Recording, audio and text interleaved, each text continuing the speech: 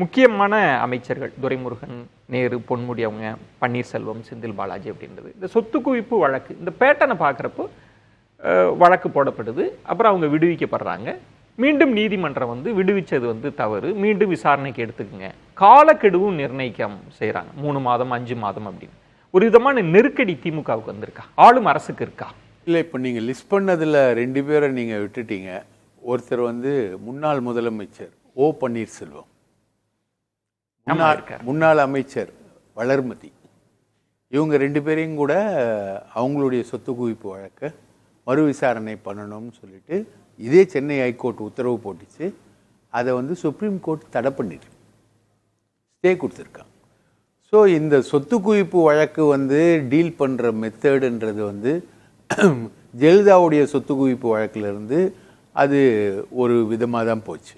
ஜெயலலிதாவுடைய சொத்து குவிப்பு வழக்கு கர்நாடகாவுக்கு டிரான்ஸ்ஃபர் ஆகி நம்ம குன்ஹா வந்ததுனால தான் அந்த வழக்கு இறுதிக்கு வந்தது. குன்ஹாவோட ரோல் மறக்கவே முடியாத ஒரு ரோல். மற்றபடி இந்த வழக்குகள்லாம் ஒவ்வொரு காலகட்டத்திலையும் ஒவ்வொரு விதமாக தான் ஹேண்டில் பண்ணுறாங்க. அதுக்கேற்ற மாதிரி ஜுடிஷியரியை நம்ம குறை சொல்ல முடியாது. அது கீழே இருக்கக்கூடிய கீழமை ஜுடிஷியரி அதை சாதகமாக தீர்ப்பளிக்கும் பொழுது மேலே இப்போது ஆனந்த் வெங்கடேஷ் நீதிபதி, அவர் குறிப்பாக அவர் வளர்மதியும் ஓபிஎஸ்சியும் டீல் பண்ணதும் அவர் தான். அந்த இடத்தில் ஒரு கூடுதல் தகவலுக்காக நீங்கள் சரியாக தான் குறிப்பிட்டீங்க. வெளிப்படையாக திரு RS பாரதி அவர்கள் விமர்சனம் செய்கிறார். நீதிமன்ற தீர்ப்புகள் குறித்தெல்லாம் விசாரணை, அந்த விமர்சனம்லாம் வருகிற போது தான் அடுத்து ஓ பன்னீர்செல்வம் வளர்மதி விஷயமும் வந்தது. உங்களுக்கு நினைவு இருக்கும். வெளிப்படையாக இது என்னது, எப்படி நீங்கள் இப்படிலாம் பேசலான்னு நீதிமன்றத்துக்கு எதிராக வெளிப்படையாகவே திமுக ரியாக்ட் பண்ண பிறகு அது வந்தது.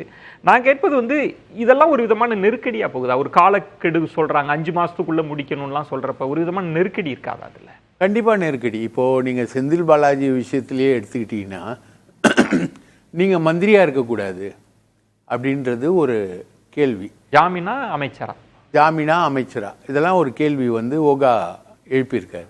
நான் கேட்குறேன், இந்தியா முழுக்க எல்லாரும் இருக்காங்க, மிகப்பெரிய ஆட்கள் எல்லாருமே இருக்காங்க. நிறைய எம்எல்ஏக்கள் எம்பிக்கள் மேலே கிரிமினல் வழக்குகள் இல்லாத எம்எல்ஏக்களும் எம்பிக்களும் கிடையாது. ரைட்டுங்களா? எல்லார் மேலேயும் ஊழல் உட்பட எல்லாமே இருக்குது. இப்போ ஹேமந்த் சோரன் மேலே ஒரு வழக்கு இருந்தது. அதே மாதிரி நம்ம அஜித் பவார் மேலே ஒரு வழக்கு இருந்தது. இப்போ ஹேமந்த் சோரன் இதே செக்ஷன் 21 பிரகாரம் தான் அவருக்கு பெயில் கொடுக்கப்பட்டது. அஜித் பவாருக்கும் செக்ஷன் 21 பிரகாரம் தான் பெயில் கொடுக்கப்பட்டது. ஹேமந்த் சோரன் முதலமைச்சராக இருக்கார், அஜித் பவார் டெப்டி சீஃப் மினிஸ்டராக இருக்கார். இப்போது எம்எல்ஏ எம்பிக்கள் மேலே இருக்கக்கூடிய வழக்குகள் எல்லாமே நீங்கள் எம்எல்ஏவாக இருக்கிறதுனால இன்ஃப்ளூயன்ஸ் பண்ணுவீங்க, எம்பியாக இருக்கிறதுனால இன்ஃப்ளூயன்ஸ் பண்ணுவீங்க, ஒட்ட செயலாளராக இருக்கிறதுனால இன்ஃப்ளூயன்ஸ் பண்ணீங்கன்னு ஒரு எல்லைக்கு போச்சுன்னா விசாரணை அமைப்புகளுடைய பவர் என்ன? விசாரணை அமைப்புகள் எப்படி செயலாற்ற முடியும்?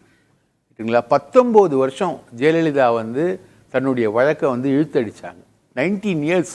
அது ஆரம்பிக்கும் போது என் பையன் 1வது படிச்சுக்கிட்டு இருந்தான், முடிக்கும் போது என் பையன் டிகிரி முடிச்சிட்டான். அந்த அளவுக்கு அந்த வழக்கை நான் ஃபாலோ பண்ண ஆள் நான். ரைட்டுங்களா? குன்ஹா நீதிபதி ஆவறதுக்கு முன்னாடி ஒரு 3 நீதிபதி கிட்ட அந்த வழக்கு போச்சு. அந்த வழக்கை அவங்க எப்படி ஹேண்டில் பண்ணாங்க, ஆச்சாரியா எப்படிலாம் ஃபைட் பண்ணாரு, அதுக்கப்புறம் குன்ஹா வந்தப்புறம் நிலவரம்லாம் எப்படி மாறி திமுக போராட்டமே வாய்தான்னு சொல்லி ஒரு பட்ட பெயர்லாம் வச்சு போராட்டமே நடத்தினாங்க. வழக்க சீக்கிரமா முடிங்க, இழுத்துக்கிட்டே போவீங்களா? அதுல லண்டன் ஹோட்டல் கேஸ்னு ஒன்று இருந்தது. லண்டன் ஹோட்டல் கேஸ் விசாரிக்கவே முடியல. தமிழக அரசு போலீஸால விசாரிக்கவே முடியல. ஏன்னா சாட்சிகள் எல்லாமே பல்ட்டின்னு போயிட்டு இருந்தது. ஆனா இதுல திரு பிரகாஷ், இப்போ இதுல ஒரு பேட்டர்ன் இருக்குல்ல. அதிமுக ஆட்சி காலத்துல வழக்கு பதியப்படுது, அப்புறம் சிறப்பு நீதிமன்றங்கள், கீழமை நீதிமன்றங்கள்லாம் விடுவிக்கிறாங்க. திரும்ப உயர் நீதிமன்றம் சில வழக்குகள்லாம் அவங்களாவே தாமாகவே நீதிபதி முன்வந்து எடுத்து இதை நான் ஏற்றுக்க முடியாது, இந்த தீர்ப்பு சரியில்லை, திரும்பவும் மறு விசாரணைன்னு சொல்லுது. அது அடுக்கடுக்கா அந்த அமைச்சர்கள் பட்டியல் நீண்டுகிட்டே இருக்குது. நான் இதை எப்படி புரிஞ்சுக்கிறது? இது எல்லா கட்சியிலையும் இருக்கு, அதிமுகலையும் இருக்கு, திமுகலையும் இருக்கு. அதுக்காக தான் நான் அந்த 2 உதாரணம், அதிமுக உதாரணத்தை நான் கோட் பண்றேன்னு வச்சுக்கோங்களேன். இது ஒரு பெரிய பேட்டர்ன். திமுக அதிமுகன்றது மாறி மாறி ஆட்சிகள் அமைவதும் போவதும். இப்போ நெடுஞ்சாலைத்துறை ஊழல் வழக்கு எடப்பாடி பழனிசாமி மேலே இருக்குது. அந்த வழக்குக்கு அவர் சுப்ரீம் கோர்ட்டில் ஸ்டே வாங்கியிருக்கார். ரைட்டுங்களா? அதே மாதிரி இப்போது வேலுமணி மேலே வழக்கு இருக்குது, தங்கமணி மேலே வழக்கு இருக்குது. இவங்க மேலாம் டிஸ்ப்ரப்போர்ஷனேட் வழக்குகள் இருக்குது. இதில் சில வழக்குகளுக்கு கவர்னரே பர்மிஷன் கொடுக்காம இருந்தார், அதுக்கப்புறம் இப்போ கொடுத்துட்டார். சில வழக்குகள் அப்படி இருக்குது, சில வழக்குகள். ஸோ இந்த வழக்கு என்பதும் பேட்டர்ன் என்பதும் அரசியல்வாதிகளாக இருப்பவர்கள் இந்த வழக்கை ஆதிக்கம் செலுத்துவார்கள், வழக்கை குலைக்க முயற்சிப்பார்கள் என்பது ஒரு காமன் அஜெண்டா. இல்லை, அது வேற. நீங்க தீர்ப்பு விடுவிச்சிங்கல்ல, அதுவே தவறு அப்படின்னு சொல்லி அந்த வழக்கை திரும்ப விசாரணைக்கு கொண்டு வருவது ஒரு விதமான நெருக்கடி இல்லையா? நெருக்கடி தான், கம்ப்ளீட்டாக நெருக்கடி தான். உப்பை தின்னவங்க தண்ணி குடிக்கணும், அதில் மாற்று கருத்தே கிடையாது. அது யாராக இருக்கட்டும், எந்த கட்சியாகனா இருக்கட்டும். ஆனால் இந்த ஜுடிஷியல் ஆக்டிவிசம் சொல்லுவாங்க இங்கிலீஷில். இந்த ஜுடிஷியல் ஆக்டிவிசம் ஒரு கோணத்தில் இருக்குது, ஒரு விதமாக போகுது. இந்த இப்போ செந்தில் பாலாஜி விஷயத்திலேயே பெயில் கொடுக்குறாங்க. பெயில் கொடுத்துட்ட அப்புறம் நீ மந்திரியா இருக்கிறியா இல்லையா அப்படின்னு ஒரு கேள்வியை எழுப்புறாங்கன்னு வச்சுக்கோங்களேன்.